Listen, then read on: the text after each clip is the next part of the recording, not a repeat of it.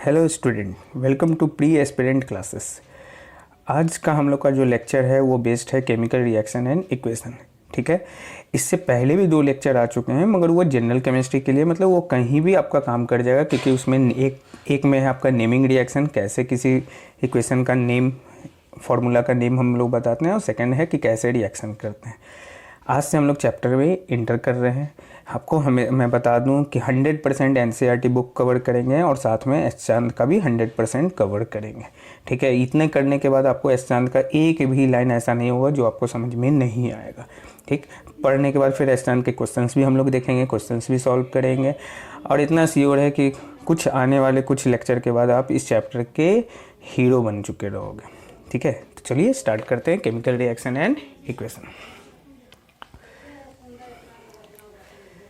चलो देखो, इस चैप्टर में क्या है, केमिकल रिएक्शन एंड इक्वेशन में क्या है। सबसे पहले हम लोग जानेंगे कि रिएक्शन एक्चुअल में होता क्या है।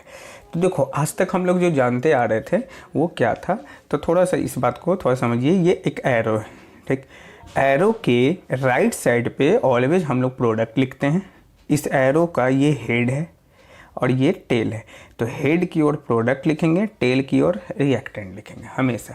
अब रिएक्टेंट एक भी हो सकता है, एक से ज़्यादा भी हो सकता है, उसी तरह प्रोडक्ट भी एक हो सकता है और एक से ज़्यादा भी हो सकता है। तो फिलहाल रिएक्शन कैसे हम लोग रिप्रेजेंट करते हैं, तो एक एरो होता है, एरो के राइट साइड में प्रोडक्ट, एरो के लेफ्ट साइड में रिएक्टेंट।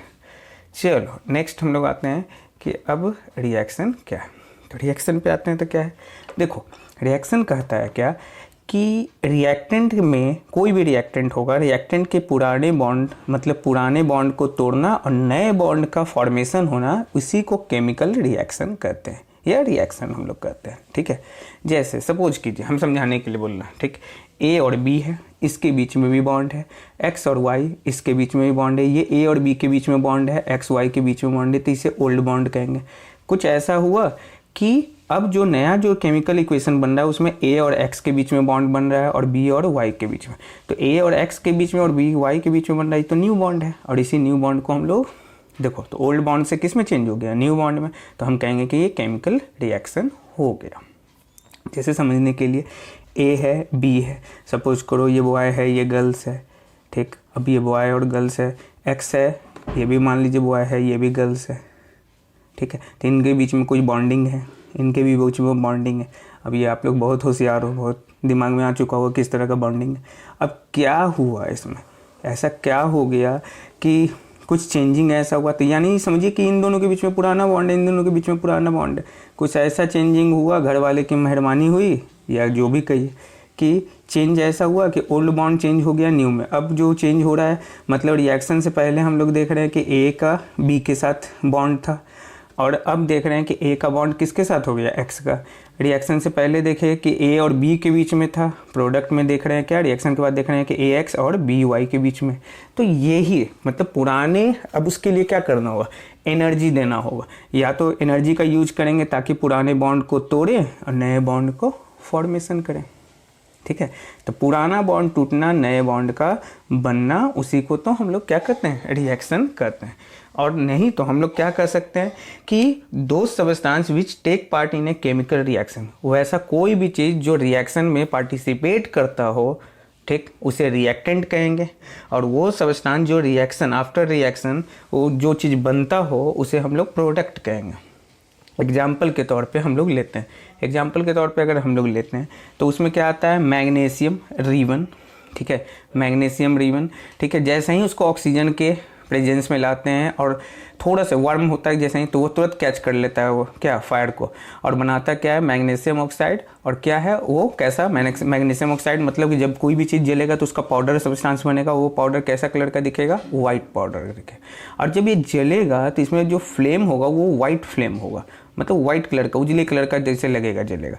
तो मैग्नीशियम, इसीलिए हम लोग जब मैग्नीशियम, देखो मैग्नीशियम और ये मैग्नीशियम ऑक्साइड, मैग्नीशियम को जब भी हम लोग जलाना रहता है, ये रिएक्शन है केमिकल रिएक्शन, तो मैग्नीशियम को जब भी हम लोग जलाना निकालते हैं रिबन के, तो उसके ऊपर एक लेयर लगा हुआ रहता है मैग्नीशियम ऑक्साइड का। क्योंकि मान लीजिए, सपोज कीजिए कि एक रिबन है, ये मैग्नीशियम, तो इसको जैसे ही एयर के संपर्क में आएंगे तो इसके ऊपर के तो लेयर में क्या बन जाएगा, ऑक्साइड। तो इसीलिए हम लोग जब भी रिएक्शन हम लोग को जब लैब में लेते हैं तो इसके ऊपर के लेयर को क्या करते हैं, हटाते हैं, सैंड पेपर से हटा दिए, जैसे ही हटा दिए तो मैग्नीशियम ऑक्साइड रिमूव हो जाएगा। तो अब क्या आ जाएगा, मैग्नीशियम, वो एयर में क्या करेगा, फायर को कैच करेगा और क्या बनाएगा, मैग्नीशियम ऑक्साइड वाइट फ्लेम करके, वाइट पाउडर।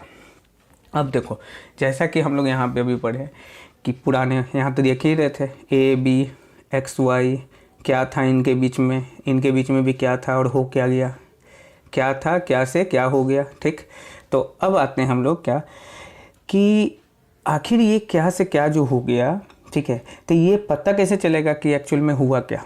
ठीक है, एक्चुअल में पता कैसे चलेगा कि एक्चुअल में हुआ क्या, तो उसको जानने के लिए हमें इसके पास कुछ कैरेक्टरिस्टिक्स दिखेंगे कि क्या हुआ एक्चुअल में। ये अब यहाँ पे क्या हुआ कि ए और एक्स के बीच में ज़रूर जानना चाहिएगा कि ए और ऐसा क्या हो गया कि ए बी जो पहले बॉन्ड था अब वो ए एक्स का हो गया। मन में आ रहा होगा ना, जानने की इच्छा जग रही होगी कि ए से बी या ए एक्स ए वाई क्या हो रहा। तो सबसे पहले ये जानेंगे कि एक्चुअल में ए और एक्स के बीच में बॉन्ड बना है या नहीं, बी और वाई के बीच में बॉन्ड बना है या नहीं। फिर दूसरे बार में हम लोग वो भी जान जाएंगे क्यों ऐसा हुआ। ठीक है, तो ए और एक्स के बीच में मतलब कि पुराने बॉन्ड टूट के नए बॉन्ड बन गए, ये पता कैसे चलेगा।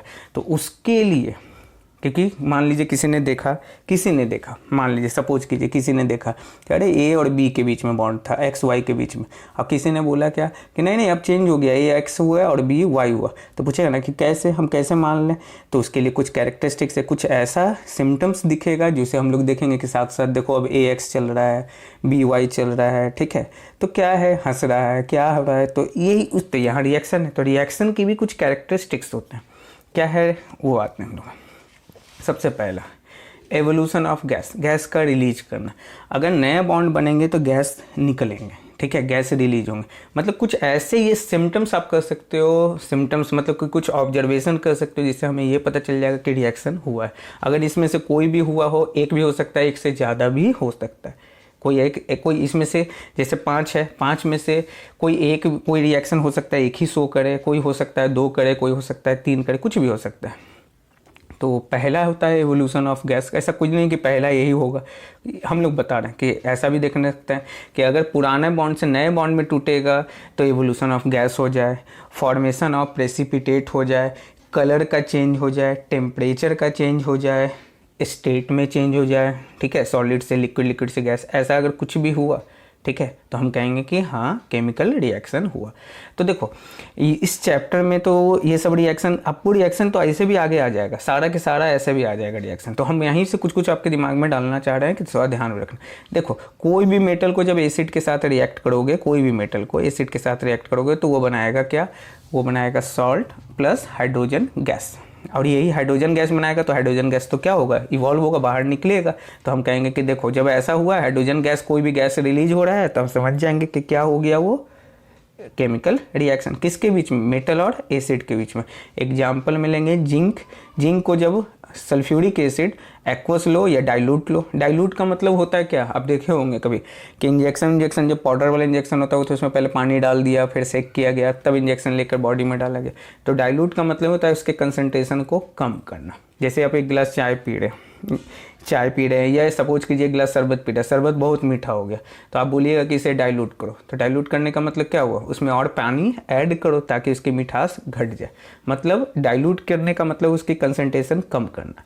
तो H2SO4 है, अगर डाइल्यूट करोगे तो ये स्ट्रॉन्ग एसिड नहीं होगा, थोड़ा वीक होते चला जाएगा। देखो ये जिंक क्या है, मेटल है, ये क्या है, एसिड है। और जब भी ऐसा होगा तो सॉल्ट बनाएगा। तो सॉल्ट में कुछ नहीं है, मेटल SO4 ZnSO4 बना और H2 गैस रिलीज हो गया। उसी तरह से देखिए Mg है, ये बैलेंसिंग किया हुआ, आगे पढ़िएगा। वो MgHCl, जाहिर बात है MgCl2 H2 गैस रिलीज हो गया। उसी तरह से सेम जैसे हम लोग बताया कि मेटल का, कोई भी मेटल को एसिड के साथ कीजिएगा, उसका सॉल्ट बना दीजिएगा और साथ में हाइड्रोजन गैस निकाल दीजिएगा, हाइड्रोजन गैस निकले। तो अब कोई भी गैस का निकलना, वो भी इवोल्यूशन ऑफ गैस है। सेकेंड आता है मेटल कार्बोनेट प्लस एसिड, तो ये भी सॉल्ट बनाएगा और साथ में क्या देगा, CO2 और H2।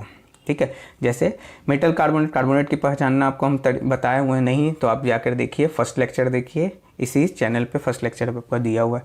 तो सोडियम कार्बोनेट है, उसको HCl डाइल्यूट में रखिएगा या एक्वस में रखिएगा तो NaCl बनाएगा। देखो कैसे होगा, Na हमने रिएक्शन भी करना सिखाया हुआ है, इसको तोड़ेंगे तो Na पे प्लस जाएगा, CO3 पे माइनस जाएगा, H पे प्लस, Cl पे माइनस, Na जाएगा Cl के साथ, H जाएगा CO3, कार्बोनिक एसिड बनेगा। कार्बोनिक एसिड जहाँ भी होता है वहाँ CO2 और H2O। मैंने पहले सेकेंड वाले रिएक्शन और फर्स्ट वाला जरूर लेक्चर आप देखिए।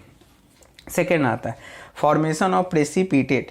अब प्रेसिपिटेट क्या होता है, तो हम कहते हैं क्या कि कब जब कोई सॉल्यूशन आप बनाते हैं तो कुछ सॉलिड प्रोडक्ट होता है जो घुलता नहीं है, उसमें अनडिजॉल्व रह जाता है, उसी को प्रेसिपिटेट कहते हैं। अब यहाँ पे क्या आता है कि कुछ कलरिंग से रिलेटेड भी आपको याद रखना है बात। वो क्या है कलरिंग से रिलेटेड, जैसे देखिए इसको हम पढ़ना भी आपको सिखाया हुआ है। ये है PB लेड, NO3 जब भी होता है नाइट्रेट यानी लेड नाइट्रेट, एक्वस मीडियम में लिखा हुआ AG। और ये क्या है पोटासियम आयोडाइड, ठीक है। तो जब इन दोनों को रिएक्ट कराते हैं तो जाहिर बात है PBI के साथ जाएगा, KNO3 बनेगा ही बनेगा, वो रिएक्शन पे हम लोग का देख लीजिएगा। तो देखने को मिलता है क्या कि ये जो क्या है ये लेड आयोडाइड है, ये येलो PPT बनता है। येलो PPT बनने का मतलब क्या होता है पहले समझिए। यहाँ पे एक बीकर ले लीजिए, इसमें लीड नाइट्रेट ले लीजिए, लेड नाइट्रेट लीजिएगा, वो कलरलेस होगा, कोई कलर का नहीं दिखेगा। फिर उसी तरह पोटासियम आयोडाइड ले लो, ये भी कलरलेस होगा, मतलब ये भी कलरलेस ये भी कलरलेस। मतलब जब जैसा ही दोनों को मिलाओगे तो देखोगे कि वाइट PPT कुछ कुछ बनने लगा, पीले white colour sorry yellow PPT, देखो कलर भी दिखा रहा है, येलो दिख रहा होगा, तो येलो PPT बनने लगा। तो जैसा ही हम लोग देखें कि दो कलरलेस सॉल्यूशन, समझो कि दो कलरलेस सॉल्यूशन को ऐड किया और कुछ येलोइश बनने लगा, यानी दोनों कलरलेस सॉल्यूशन आपस में रिएक्ट किया। उसी तरह से BaCl2 H2SO4 कुछ भी कलर रहा होगा, ठीक है भी, और उसमें BaSO4 बना, ये वाइट PPT बना, वाइट PPT बनने लगा, ठीक है। रिएक्शन तो आप जान रहे हैं कि यहाँ H+SO4 BaCl रिएक्शन तो अब आपके लिए एकदम चुटकी में जाने वाला काम।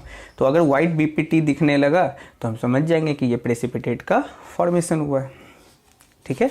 चलिए नेक्स्ट आते हैं क्या, change in colour. Change in colour में फिर क्या आता है कि साइट्रिक एसिड, जो साइट्रिक एसिड आप जान रहे हैं फलुल नींबू, ठीक है। तो साइट्रिक एसिड वहाँ से मिल जाएगा आपका, नींबू से ये सब से मिल जाएगा। Citric acid plus potassium permanganate, ठीक है। पोटासियम परमैंगनेट का फॉर्मूला होता है KMnO4। ये कैसा कलर का होता है, तो देखो जिस कलर का लिखा हुआ है उसी कलर का, पर्पल कलर का लिखा हुआ है। इसलिए कोशिश मैंने किया है आपको कि बहुत बेस्ट से समझो, और ये श्योर रखो, कन्फर्म रखो कि आपको बहुत अच्छे प्रिपरेशन होंगे इससे। तो पोटासियम परमैंगनेट मैंने इस पर छोटे छोटे जब पूरा लेक्चर करके लूँगा तो बहुत सारे ट्रिक बताऊँगा इसके। तो पोटासियम परमैंगनेट जिसका कलर कैसा है पर्पल कलर, आपको ये फॉर्मूला भी याद रखना है KMnO4। जब रिएक्ट होता है, जब इसमें नींबू डालिएगा, मतलब नींबू का रस साइट्रिक एसिड रहेगा, मतलब पोटासियम परमैंगनेट पर्पल कलर का रहेगा। समझो कि पोटासियम परमैंगनेट लिए पर्पल कलर का, उस पर नींबू डालोगे तो देखोगे क्या कि इसका पर्पल कलर ख़त्म होने लगेगा और वो क्या बन जाएगा, कलरलेस, ठीक। तो चेंज हुआ ना, पहले पर्पल कलर था, अब नींबू डाले और उसके बाद कलरलेस हो गया, तो यानी कलर का चेंज हुआ, हम कहेंगे रिएक्ट किया आपस में। उसी तरह से यहाँ क्या है, तो इसको कहते हैं पोटासियम डाइक्रोमेट। यहाँ H+ की कंडीशन में होता है, एसिडिक मीडियम में होता है, ठीक है। इसका कलर कैसा है देख लो, कैसा कलर का पूरा घेर बना हुआ है, ऑरेंज कलर का, ये ऑरेंज कलर का होता है। जब आप इस पर सल्फर डाइऑक्साइड गैस पास कराते हो तो यही पोटासियम परमैंगनेट चेंज हो जाता है किसमें, ग्रीन कलर में। देखो सब कलर में बना है, तो ग्रीन कलर में चेंज होने का मतलब क्या हुआ कि कहीं ना कहीं रिएक्ट हुआ। अब नेक्स्ट आते हैं चेंज इन टेम्परेचर। अब टेम्परेचर में दो बात याद रखना है, एक एक्जोथर्मिक और दूसरा एंडोथर्मिक। एक्जोथर्मिक रिएक्शन का मतलब होता है वैसा रिएक्शन जो हीट एनर्जी को बाहर निकाले, उसे एक्जोथर्मिक कहेंगे। एंडोथर्मिक रिएक्शन जो एनर्जी को या हीट एनर्जी कहिए कि उसे ले अंदर में ले हीट एनर्जी ले, बाहर नहीं निकाले, ले उसे एंडो का मतलब अंदर ले तो उसे एंडोथर्मिक रिएक्शन कहते हैं। देखो यहाँ पे दो बात याद रखना है, CaO कैल्शियम ऑक्साइड को लाइम भी कहते हैं या क्विक लाइम भी कहते हैं, और कैल्शियम हाइड्रोक्साइड को स्लैक्ट लाइम कहते हैं। अब आता है क्या, CaO चूना, अब जानते होंगे चूने में जैसे एक चूना ले लो, एक बीकर ले लो, चूना में पानी डालो। जैसे ही पानी डालोगे, देखो कभी किए होगे तो ठीक है, नहीं किए होगे तो पहले तो होता था कि उसी से चूना पेंट दीवार वाला होता था, आज तो खैर पुट्टी होता है, वो सब चीज़ होता नहीं। तो देखा जाता था क्या कि कैल्शियम ऑक्साइड में जैसे ही पानी डाला जाता था, धीरे धीरे पूरा बीकर गर्म हो जाता था, पूरा बीकर ही क्या होने लगता था, गर्म होने लगता था। तो गर्म जब होने लगेगा, पूरा का पूरा बीकर ही जब गर्म होने लगेगा, तो आप समझ सकते हैं कि बीकर जब गर्म होने लगेगा तो क्या होगा, टेम्परेचर इंक्रीज कर दिया। तो हम कहेंगे ना कि देखो जब तक पानी नहीं डाले थे टेम्परेचर नहीं बढ़ा था, पानी जैसे ही डाल दिया टेम्परेचर क्या हो गया, बढ़ गया। तो यानी इन दोनों आपस में रिएक्ट किया। अच्छा, अब एक बात याद रखें, यहाँ पानी के भी कॉन्सेप्ट मैं बताता हूँ। अगर आप यहाँ जितना ठंडा पानी दोगे उतना फास्ट रिएक्ट करेगा और उतना ज़्यादा टेम्परेचर बढ़ाएगा। जितना गर्म पानी डालोगे, इसका पानी गर्म डालोगे इसमें, तो उतना ही स्लो रिएक्ट करेगा, उतना ही कम टेम्परेचर बढ़ाएगा, याद रखना। सेकेंड है बेरियम हाइड्रोक्साइड।